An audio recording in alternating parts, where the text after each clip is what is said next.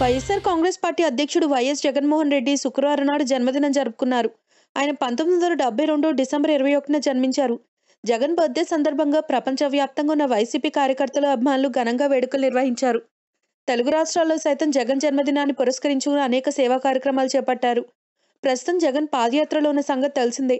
ఆయన గత కొన్ని నెలలుగా వేల కిలోమీటర్లు ప్రజా సంకల్ప యాత్ర పేరుతో కాలినడకన యాత్ర కొనసాగిస్తున్నారు. ఈ పాదయాత్ర ఇప్పుడు శ్రీకాకుళం జిల్లా టెక్కలి నియోజకవర్గంలో కొనసాగుతోంది. శుక్రవారం నాటి టెక్కలిలో భారీ సంఖ్యలో అభిమానులు, పార్టీ కార్యకర్తలు, ముఖ్య నేతల నడుమ జగన్ తన పుట్టినరోజు జరుపుకున్నారు. అయితే అమెరికా, బ్రిటన్, చైనా వంటి దేశాల్లో కూడా అభిమానులు జగన్ కోసం వినూత్న కార్యక్రమాలు నిర్వహించి తమ సంతోషాన్ని పంచుకున్నారు. ముఖ్యంగా గురజాల మాజీ ఎమ్మెల్యే కొత్త వెంకటేశ్వర్లు మనవడు కొత్త రామకృష్ణ జగన్ కోసం ఎంతో సాహసం చేశాడు. గాల్లో 11,000 అడుగుల ఎత్తులో ప్రయాణిస్తున్న విమానం నుంచి కిందకు దూకేశాడు.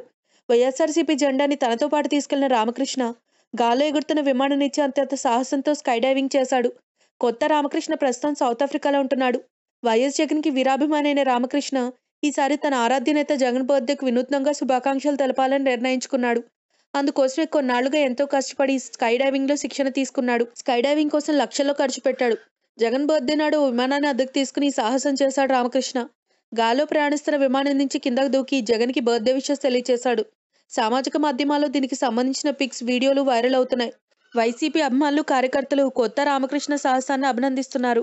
If you like the video, please like us and subscribe Tollywood Nagar.